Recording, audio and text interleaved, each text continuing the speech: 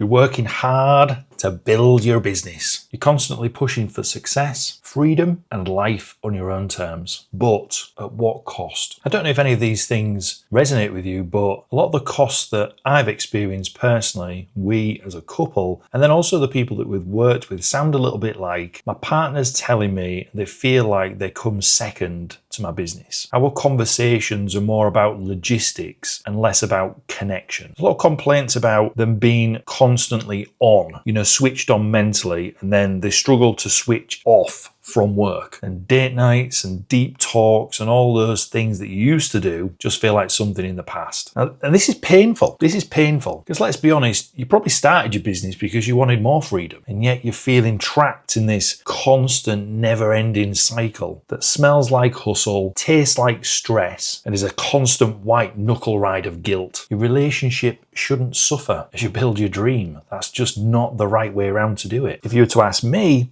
I think it should grow with you. Now, there is a silent problem that nobody talks about. You see, having worked with a lot of entrepreneurs, a lot of business owners, the struggle in the relationship isn't because they don't love their partner. The struggles revolve around a few different things. The business is growing, but the relationship isn't evolving with it. There's a very strong assumption that the partner who isn't in the business just understands the sacrifices that it takes to build it. And then there's a lot of unspoken tension, which then becomes resentment, and then this just builds up and calcifies over time. Your partner shouldn't feel like they're competing with the business. But you see, when they feel like they are, that's where the cracks begin to open up. And in my experience, you don't have to choose between a thriving business and a loving relationship. You can have both, but you've got to learn how to integrate them. They can't live separately as separate entities. It's just not possible. The first thing that I see is people bringing business stress into their relationship. Be honest with yourself. How often do you, number one, talk about business when you're actually supposed to be spending quality time together? Number two, you let work stress dictate your mood and the quality that you have at home. And then the third one, I think this is a biggie, and I've definitely been guilty of this, is finding it hard to switch off. And you're always checking emails, picking your phone up, or you're always constantly thinking about what the next move is. You sit down for dinner, but instead of being present, your mind is still on that client who's ghosted you. And maybe your partner notices, but rather than giving you crap about it, they say nothing and they begin to withdraw. These are those tiny little cracks that begin to open up over time. All of the small little things that you might not even notice are the things that compound and make this situation worse and worse. So here's a few things that I've done personally, we've done as a couple, and then also things that we've integrated into our clients' lives and businesses too. So the first thing is,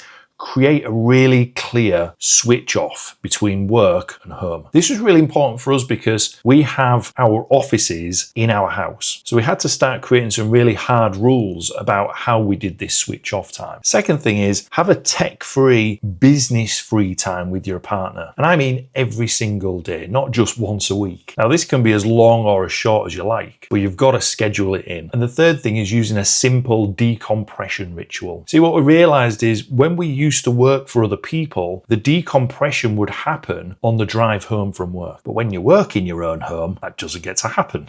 So maybe you take yourself out for a walk. Maybe you go off to the gym. Maybe you have a shower. Maybe you listen to some music. So you can make that very clear transition from business mode to partner mode. Your business needs a CEO, but your relationship needs a present and engaged partner. The second thing we've seen a lot of is there's a very strong assumption that your partner understands, but they just don't feel seen. So for yourself, in the daily grind, in the daily hustle, doing your thing, you might think to yourself, they know I'm doing this for us. They understand why I have to work late, and they completely understand why I'm under a lot of pressure. But understanding isn't the same as feeling valued. Yes, your partner might see you grinding day and night, but they also see less attention, fewer deeper conversations, and this ever-growing distance between the both of you. And over time, they just don't feel like a priority anymore. So what can we do about this? So the first thing you can do is over-communicate appreciation. It sounds so simple, but Just a very small phrase like, I see you, I appreciate you, goes a fucking huge way. Second thing is, make them feel a part of the vision, the thing that you're pushing towards. Talk about your goals together. How does achieving that stuff serve you as a couple? And the third thing is, you have to prioritize intentional time. Even if it's just one us moment per day, I can guarantee that's more than you're doing right now. I've said this for a long time, but love isn't lost in one big moment. Fades in a million tiny, unnoticed ways. Our third painful but truthful statement is that you feel like you're growing, but your relationship just isn't.